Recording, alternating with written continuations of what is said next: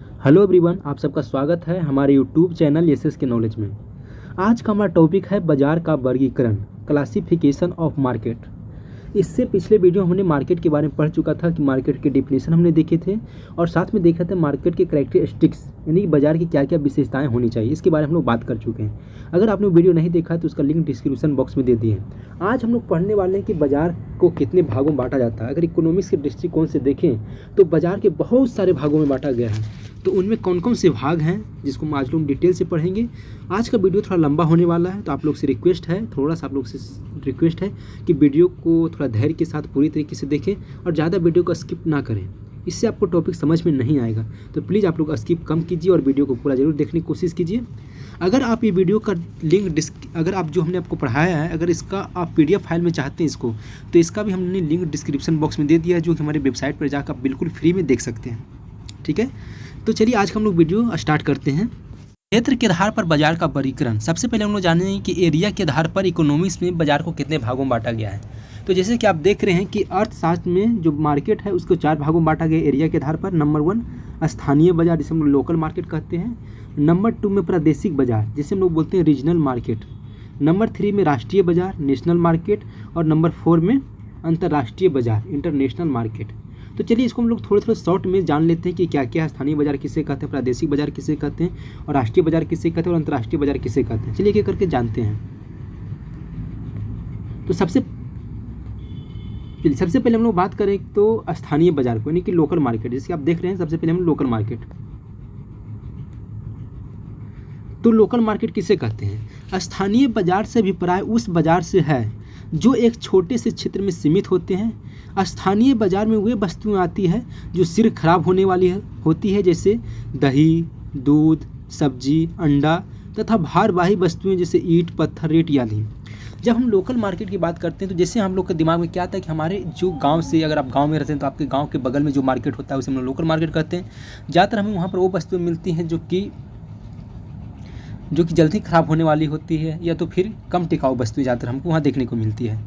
या तो फिर अगर आप शहर में रहते हैं तो आपकी जैसे ही जिस मोहल्ले में रहते हैं उससे बगल में एक छोटा सा मार्केट होता है जिसे हम लोग लोकल मार्केट कहते हैं।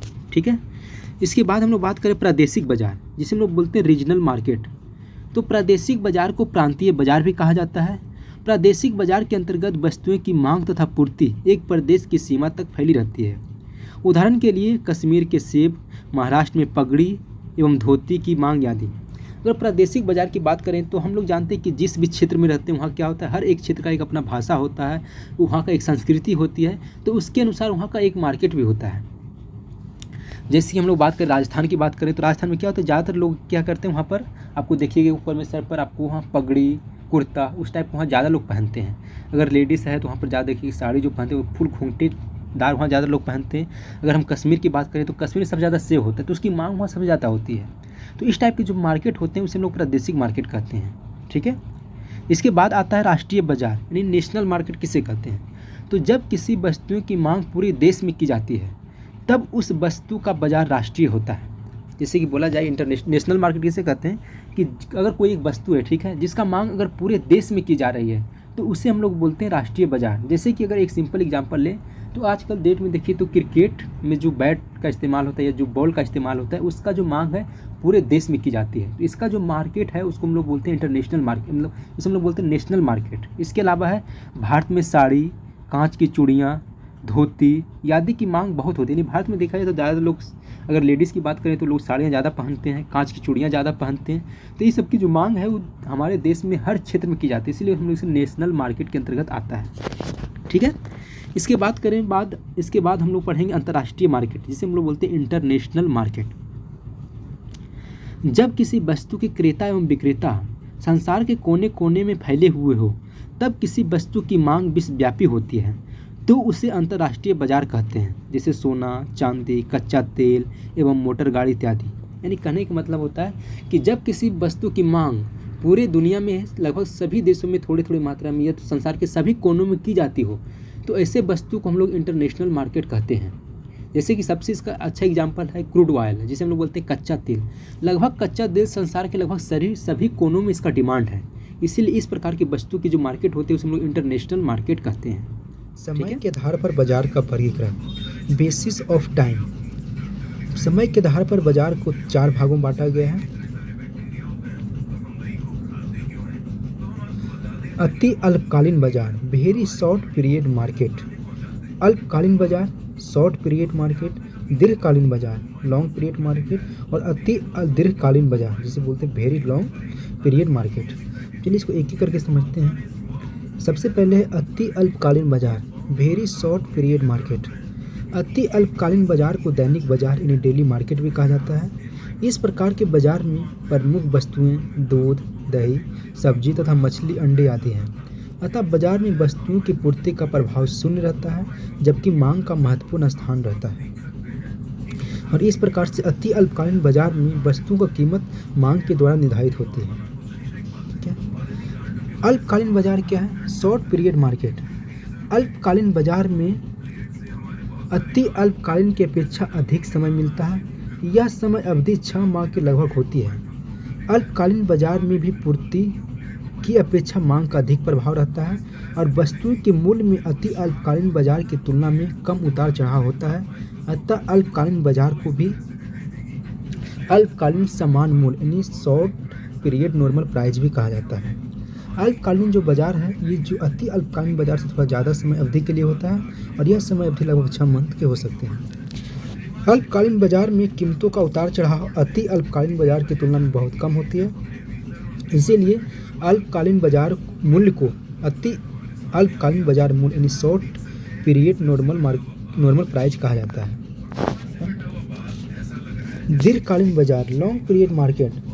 दीर्घकालीन बाजार के अंतर्गत पूर्तिकर्ताओं को अधिक समय मिल जाता है, जिस कारण वस्तु के बाजार में मांग बढ़ने के साथ साथ उसकी पूर्ति को भी बढ़ाया या घटाया जा सकता है। पूर्ति का प्रभाव महत्वपूर्ण होने के कारण वस्तु का मूल्य उत्पादन लागत के बराबर निर्धारित होती है और इसीलिए दीर्घकालीन बाजार मूल्य को समान मूल्य या नॉर्मल प्राइस भी कहा जाता है। दीर्घकालीन बाजार जो क्या होता है? दीर्घकालीन बाजार में वस्तु की जो मांग है उसके अनुसार पूर्ति को बढ़ाया जाता है, क्योंकि यहाँ पर जो प्रोड्यूसर है उसके पास टाइम काफ़ी होते हैं, जिस कारण मांग के अनुसार पूर्ति को जो हमारा सप्लाई है उसको बढ़ाया घटाया जा सकता है।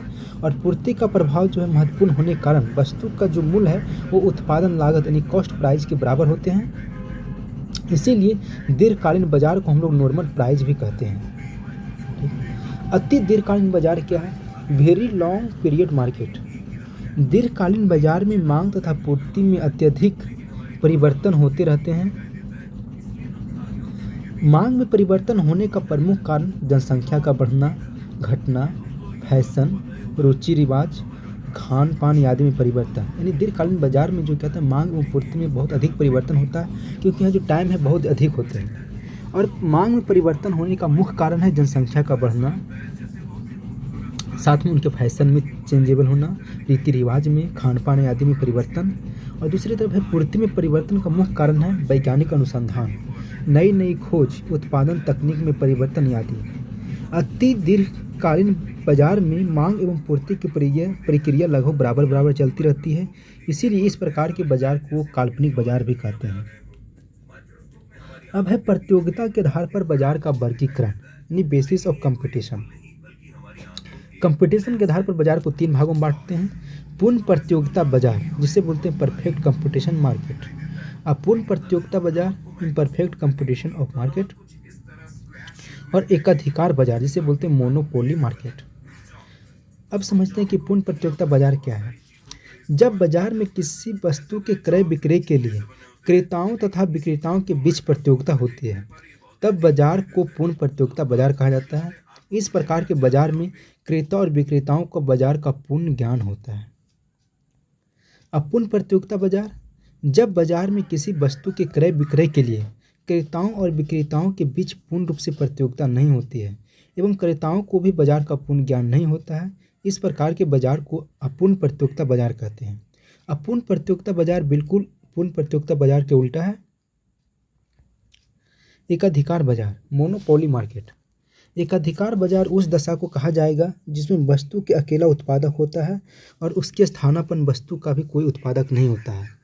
अर्थात एकाधिकार बाजार में किसी वस्तु का सिर्फ एक ही उत्पादक होता है और उस वस्तु को कोई अन्य उत्पादक उस वस्तु को उत्पादन नहीं कर रहा है और ना ही उस टाइप का कोई वस्तु और मार्केट में होता है, इसीलिए उसे एकाधिकार बाजार कहते हैं। अब है कार्य के आधार पर बाजार का वर्गीकरण, बेसिस ऑफ फंक्शन। कार्य के आधार पर बाजार को दो भागों में बांटा गया है, विशिष्ट मार्केट यानी स्पेशलाइज्ड मार्केट, और दूसरा है मिश्रित बाजार जिसे बोलते हैं मिक्स्ड मार्केट। विशिष्ट बाजार क्या है? कभी कभी किन्हीं विशेष परिस्थितियों के कारण कुछ वस्तुओं का बाजार एक साथ कुछ क्षेत्रों या स्थानों में केंद्रित हो जाता है, इसे विशिष्ट बाजार कहा जाता है। हम लोग कभी कभी देखते हैं कि किसी कारणवश किसी बाजार में एक मोहल्ले में सिर्फ एक ही वस्तु की दुकान होते हैं, जैसे कभी सोनार गली में सिर्फ सोनार की दुकानें होती है, कुछ वस्तुओं में सिर्फ हम लोग सब्जी मंडी देखते हैं, और कुछ गली में सिर्फ हम लोग सब्जी बाजार या मांस मछली का जो भी बाजार होता है वो एक विशेष क्षेत्र में, एक विशेष जो क्षेत्र है उसमें जाकर केंद्रित हो जाते हैं, इसीलिए उसमें विशिष्ट बाजार कहते हैं। ठीक है। दूसरा है मिश्रित बाजार जिसे बोलते हैं मिक्स्ड मार्केट। जब एक ही बाजार में एक तरह से अधिक वस्तुएं या मिली-जुली वस्तुओं का क्रय विक्रय होता है तब उस बाजार को मिश्रित बाजार या समान बाजार कहा जाता है। हम लोग जब भी किसी बाजार का नाम लेते हैं तो हमारे ध्यान में सिर्फ यही आता है मिश्रित बाजार, क्योंकि देखते हैं कि ज़्यादातर बाजार में सभी वस्तुओं को लगभग एक ही बाजार में एक ही दुकान में आपको देखने को मिलेंगी, इसीलिए मिश्रित बाजार को हम लोग जनरल मार्केट यानी समान बाजार भी कहते हैं। वैधानिकता के आधार पर बाजार का वर्गीकरण यानी बेसिस ऑफ लीगलिटीज। वैधानिकता के आधार पर बाजार को दो भागों में बांटा गया है, उचित बाजार और अवैध बाजार। उचित बाजार को हम लोग फेयर मार्केट बोलते हैं और अवैध बाजार को इलीगल मार्केट। उचित बाजार क्या है? Fair market. जब किसी बाजार में वस्तु का क्रय विक्रय सरकारी हस्तक्षेप से किया जाता है और उपभोक्ताओं को उचित वस्तु उचित कीमत पर मिल जाती है तो उससे उचित बाजार कहा जाता है। यानी जब कोई बाजार में वस्तुओं का क्रय विक्रय गवर्नमेंट के कंट्रोल में होता है तो उस बाजार को हम लोग उचित बाजार बोलते हैं। दूसरा है अवैध बाजार, इलीगल मार्केट। जब किसी वस्तु का क्रय विक्रय सरकार द्वारा निर्धारित कीमत से कम या ज़्यादा में या बिना सरकारी आदेश से होता है तब उस बाजार को अवैध बाजार कहा जाता है। यानी जब किसी बाजार में किसी वस्तु का क्रय विक्रय बिना किसी सरकार के आदेश के द्वारा यानी बिना गवर्नमेंट के ऑर्डर के किसी वस्तु को खरीदे बेचा जाता है या उससे अधिक कीमतों पर बेचा जाता है तो उसे हम लोग अवैध मार्केट कहते हैं। ठीक है। इसके बाद है वस्तु के प्राकृतिक के आधार पर बाजार का वर्गीकरण यानी basis of nature of commodity. यानी वस्तुओं के गुण के आधार पर बाजार को तीन भागों में बांटा गया है, उपज बाजार यानी प्रोड्यूस मार्केट, स्कंद बाजार यानी स्टॉक मार्केट, और धातु बाजार यानी बुलन मार्केट। अब तीनों में एक एक करके समझते हैं। उपज बाजार क्या है? Produce market. जिस बाजार में उत्पादित वस्तुओं का क्रय विक्रय होता है उसे उपज बाजार कहते हैं। अर्थात जिस बाजार में जिस वस्तु का उत्पादन किया, जैसे धान, गेहूँ, कपास, ये सब उत्पादित वस्तुएं, सब्जियां, जब इस प्रकार की वस्तुओं का बाजार जिस प्रकार की वस्तुओं को जिस बाजार में बेचा या खरीदा जाता है उसे हम लोग उपज बाजार कहते हैं। ठीक है। जिसका सबसे अच्छा एग्जाम्पल है आपको अनाज मंडी, सब्जी मंडी, ये सब इसका सबसे अच्छा एग्जाम्पल है। स्कंद बाजार क्या है? स्टॉक मार्केट क्या है? जिस बाजार में अंश, प्रतिभूति यानी बॉन्ड्स, स्टॉक आदि के सौदे होते हैं उसे स्कंद बाजार कहते हैं, जिसे हम लोग स्टॉक मार्केट कहते हैं। ठीक है। धातु बाजार, बुलन मार्केट। जिस बाजार में सोने चांदी के क्रय विक्रय किए जाते हैं उसे धातु बाजार कहते हैं। तो चलिए आज की वीडियो में बस इतना ही। अगर आपको वीडियो अच्छा लगा है तो लाइक ज़रूर कीजिए और अपने दोस्तों के साथ शेयर जरूर कीजिए। चलते मिलते हैं नेक्स्ट वीडियो में।